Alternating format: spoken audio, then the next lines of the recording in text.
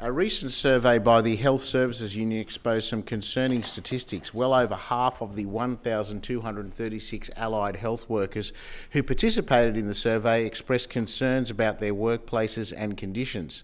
The survey highlighted understaffing levels as a key issue negatively impacting some workers and patients. I note that the Minns Labor government is focused on supporting and building our healthcare workforce. We have doubled the rural worker incentives, invested a significant $200 million in key health worker accommodation, and we are introducing study subsidies.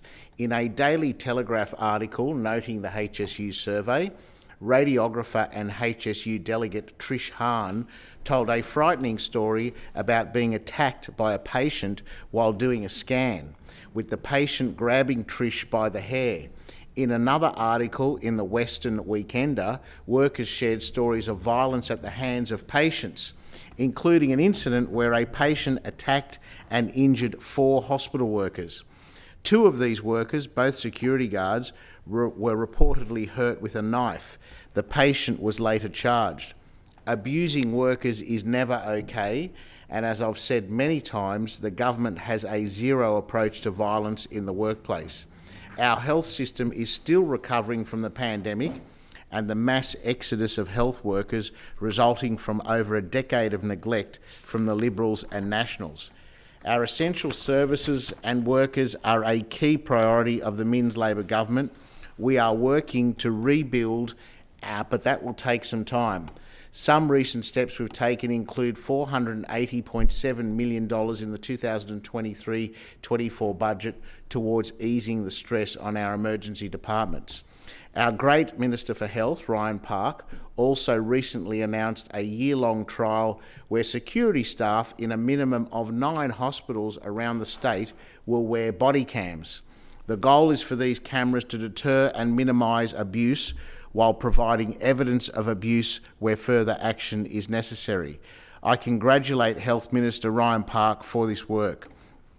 I also want to acknowledge this very active union, the HSU, led by Secretary Gerard Hayes, on their important campaigns to improve workers' conditions, as well as the delegates and the members who bravely spoke of their experiences and continue to fight in critical HSU campaigns.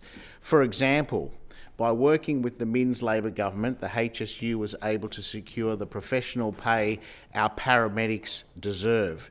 This win has seen paramedics' pay significantly increase on average by around 25% over the next 2 years.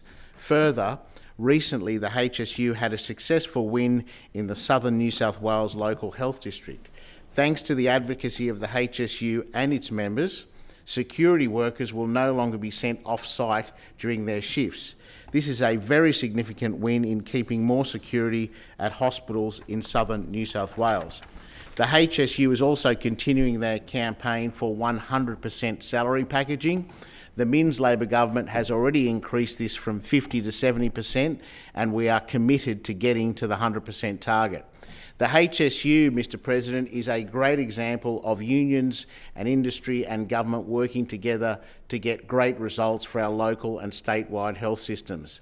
The HSU also does very important work in the private sector. For example, there is a current pay dispute between Garden Village, a retirement living, aged care, home care and disability support service in Port Macquarie, and the HSU. The Garden Village wants to alter workers' enterprise agreement from providing all workers with at least an additional 0.25% pay increase above that set by the Fair Work Commission. The Garden Village is doing this for some workers, can be given higher increases, which of course is great, but it should not come at the cost of other workers receiving a smaller increase than was agreed in their enterprise agreement. Mr. President, I do want to make a point of the HSU and what great outcomes they've got. And in response to my colleague's argument yesterday that unions are irrelevant and a relic of the past. I think you'll find that unions like the HSU, and there are many others doing great things, are an exemplar of what they are doing in the workplace to achieve outcomes for their members, and it's one of the reasons why they're one of the fastest growing members in the public and private sector, and again an example that refutes the proposition that was put by Mr Rath yesterday that unions are irrelevant. In fact, they are extremely relevant.